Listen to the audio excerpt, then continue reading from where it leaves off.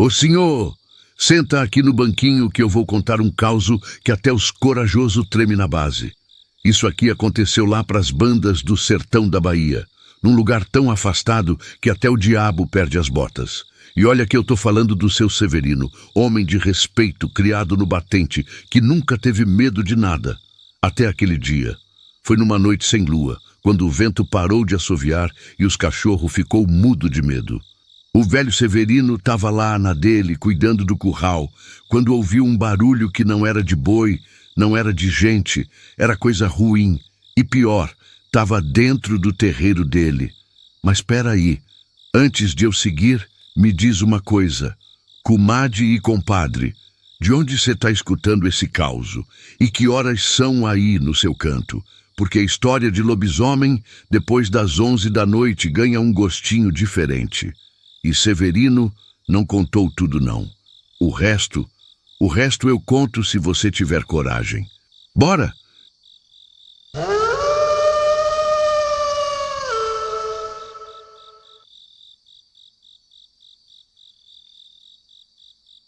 Eu nunca vou esquecer aquela noite. A lua estava fina, quase sumida no céu, e o vento nem se mexia, como se o sertão tivesse prendendo o fôlego.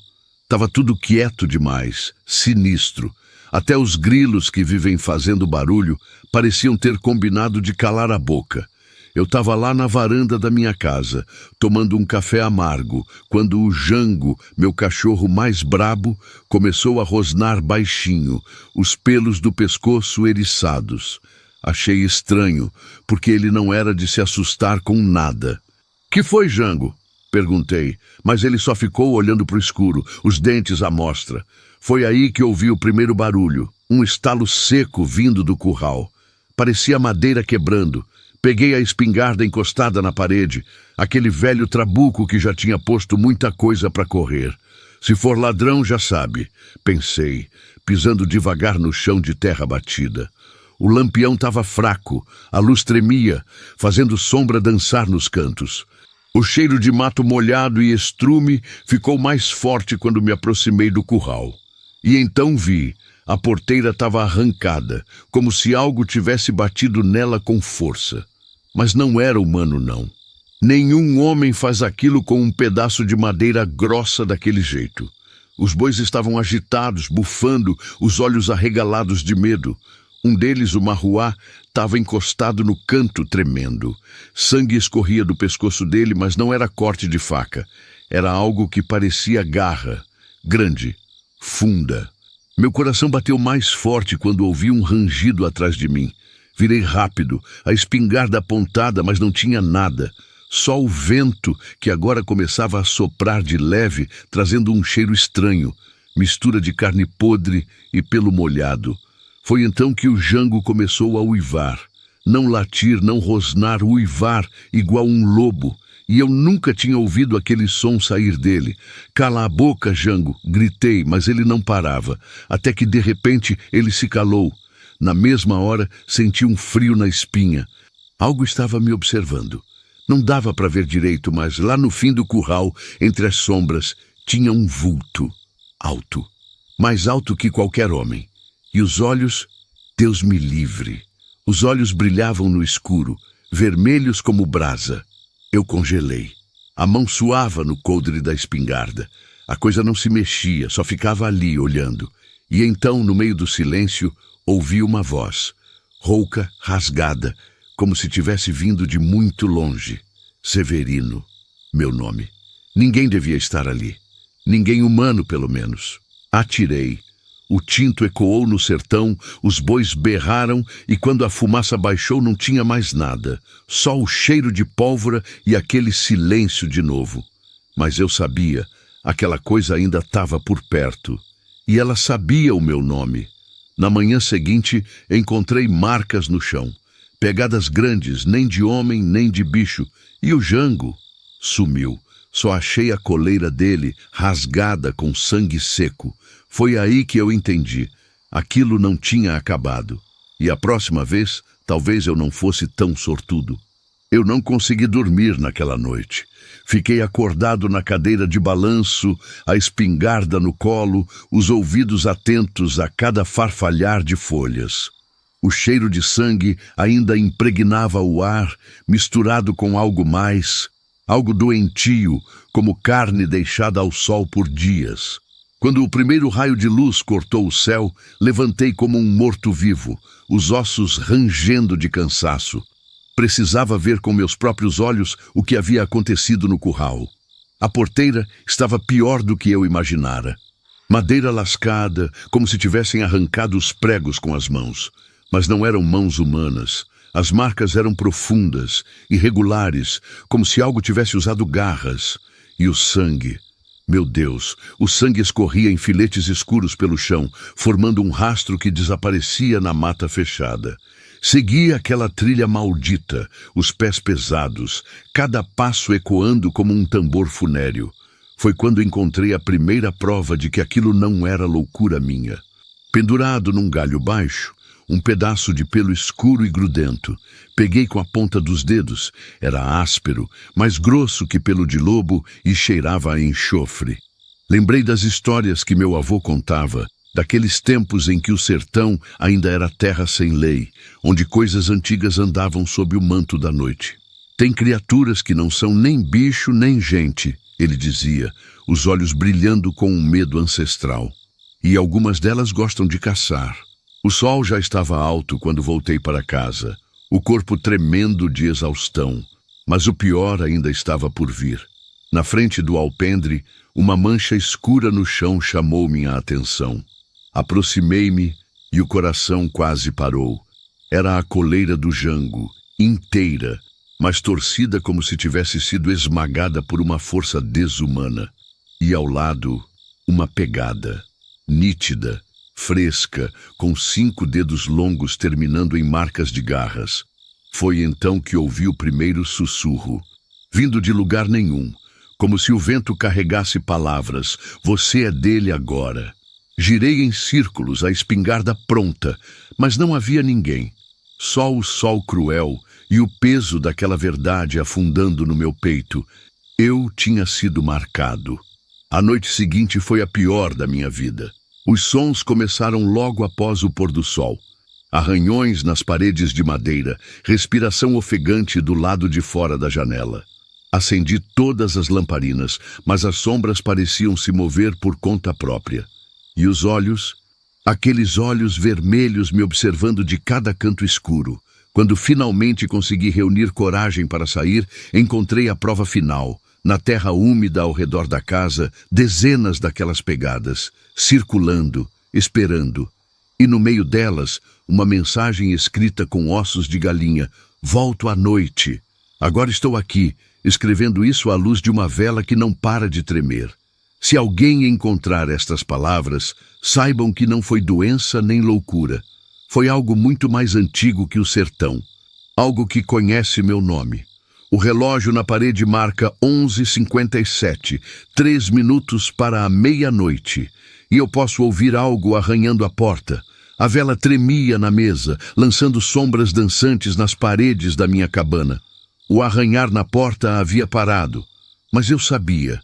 Aquela coisa ainda estava lá fora, respirando pesado, esperando. Minhas mãos suavam em volta da espingarda, os dedos marcados pela tensão de horas segurando o coldre. O relógio batia meia-noite com um tilintar que ecoou como um sino fúnebre. Foi então que os sons começaram de novo, mas não vinham mais da porta. Vinham do telhado, passos pesados, arrastados, como se algo enorme estivesse se movendo sobre as telhas. Ouvi madeira gemendo sob um peso que não era natural. Gotas de algo quente e pegajoso começaram a escorrer pelas frestas do teto, pingando no chão de terra batida, com um barulho que parecia dizer meu nome a cada queda. Severino, Severino, num ritmo que batia junto com meu coração. Lembrei então do que o velho Benjamin, o curandeiro da vila, me dissera anos atrás, quando eu ainda era jovem e tolo o suficiente para caçar à noite nos campos abandonados. Tem coisas que dormem no sertão, menino. Coisas que vieram antes dos homens, antes até dos índios, e elas acordam quando o sangue chama. Na época, eu tinha achado que era conversa de bêbado. Agora, com aquela criatura no meu telhado, cada palavra do velho voltava à minha mente com clareza aterradora. O cheiro de carne podre encheu o ar de repente, tão forte que me fez engasgar. As tábuas acima de mim estalaram, e então, silêncio. Um silêncio tão denso que eu podia ouvir o sangue pulsando nos meus ouvidos. Foi quando percebi, estava sendo caçado. Não como caçador, mas como presa. Aquela coisa estava me testando, brincando comigo, deixando o medo apodrecer minha coragem antes do ataque final. Minha mão tremeu ao pegar o saco de sal grosso que guardava para o gado. Lembrei que meu avô dizia que espíritos maus odeiam sal. Espalhei um círculo ao redor de mim, os grãos brancos brilhando fracamente na luz da vela. Fora, o vento começou a uivar, e pela primeira vez desde que tudo começara, ouvi a voz da criatura com clareza, um rugido gutural que fazia meus dentes tremerem. Severino, você é meu! As telhas começaram a voar, uma após outra, como se uma tempestade invisível estivesse arrancando o teto. Gotas daquela substância negra agora caíam como chuva, queimando o chão onde tocavam. Fechar os olhos seria minha morte. Então, olhei fixamente para o buraco que se formava acima de mim. 2 olhos vermelhos apareceram na escuridão, maiores que pratos, sem pupilas, apenas um brilho profundo que parecia olhar direto para minha alma. A voz veio novamente, mas agora como um sussurro de centenas de bocas ao mesmo tempo. Você derramou sangue na terra sagrada. Agora o preço deve ser pago. Foi quando entendi. Aquilo não era sobre aquela noite no curral. Era sobre o que eu fizera 10 anos antes, quando ainda era jovem e violento, quando enterrei um segredo naquelas terras. A criatura sorriu, eu senti mais do que vi, e pela primeira vez mostrou parte de sua forma real. Uma mão escura com dedos longos demais, terminando em garras que brilhavam como facas sob a lua. O círculo de sal começou a fumegar. Eu sabia que não duraria muito. Apertei o crucifixo de ferro que carregava no pescoço desde criança e recitei a única oração que ainda lembrava. Os olhos vermelhos estreitaram e a criatura soltou um grunhido de ódio. Não é seu Deus que reina aqui, rosnou, mas recuou um passo. Foi o suficiente. Com um último olhar para aquela maldição que eu mesmo trouxera sobre mim, tomei uma decisão. Se era sangue que queria, teria sangue. Peguei o facão da mesa e fiz um corte profundo na palma da mão, deixando o vermelho escorrer sobre o sal. Leva isso e vai embora, gritei. Mas saiba que voltarei, e da próxima vez estarei pronto. O silêncio que se seguiu foi tão repentino quanto o bater de asas de um corvo. Quando me dei conta, já era madrugada, e eu estava sozinho, cercado apenas pelos restos do meu ritual improvisado. Mas no batente da porta, uma última mensagem estava gravada na madeira, como se feita por garras. Até a próxima lua cheia. Agora escrevo estas palavras, sabendo que ganhei apenas um tempo emprestado. Há um pacto antigo em meu sangue, e ele está vencido, mas juro por tudo que há de sagrado. Não vou enfrentar a próxima noite como presa.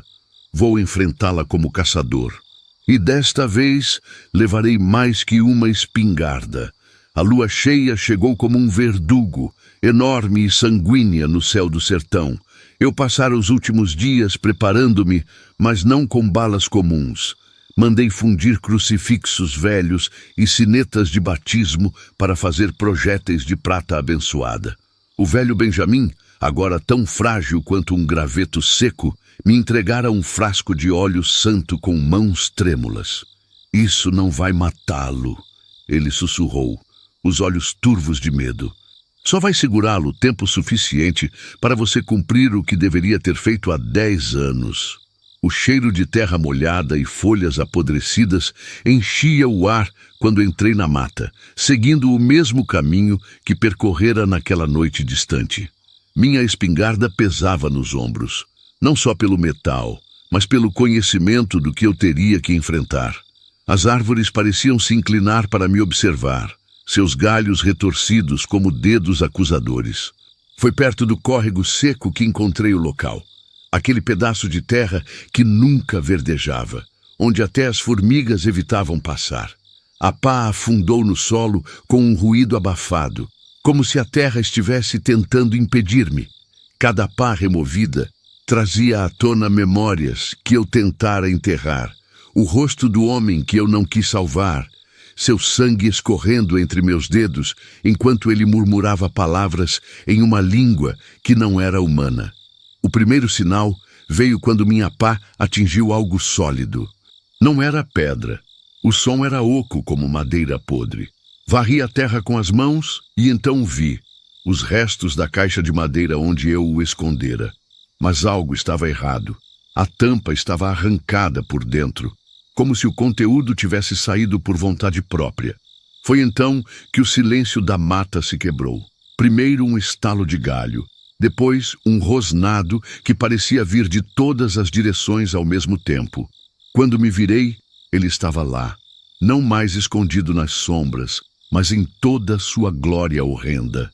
Mais alto que dois homens, seu corpo era uma mistura de homem e besta, coberto por pelo negro que absorvia a luz da lua. Seus olhos, Deus me perdoe, seus olhos eram iguais aos do homem que eu enterrara ali. Você quebrou o pacto. A voz saiu como um eco de túmulo, fazendo as folhas secas tremularem. O sangue dado deve ser sangue devolvido. Minhas mãos suavam no cabo da espingarda, mas eu sabia que não podia atirar ainda.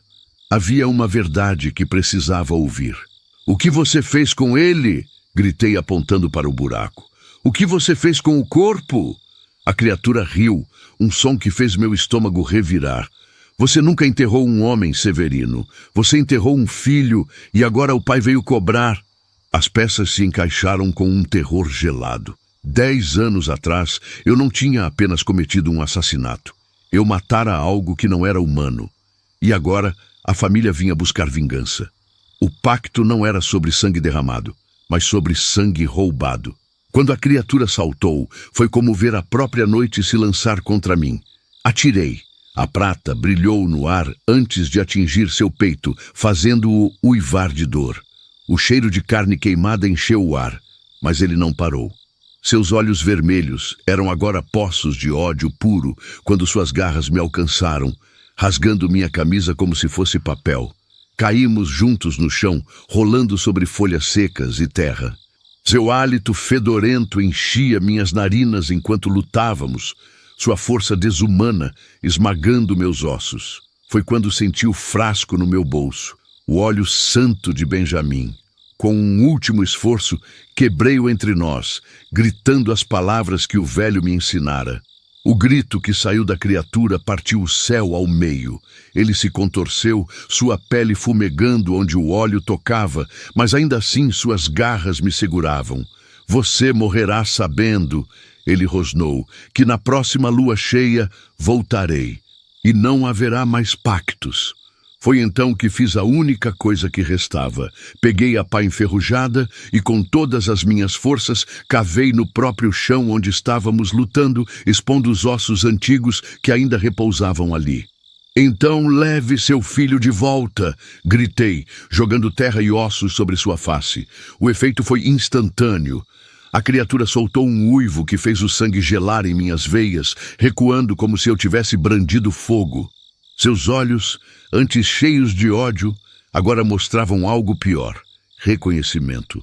Quando a lua se escondeu atrás das nuvens, ele desapareceu, levando consigo os restos que eu desenterrara. Só então percebi que meu peito ardia, não de dor, mas de algo mais profundo.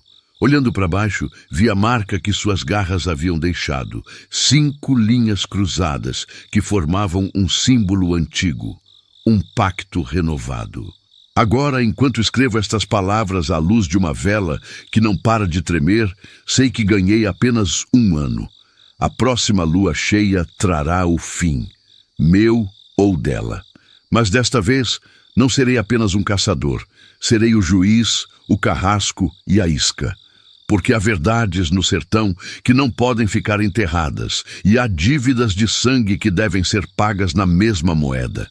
E quando ele voltar, estarei esperando, não na minha varanda, mas no coração da mata, onde tudo começou.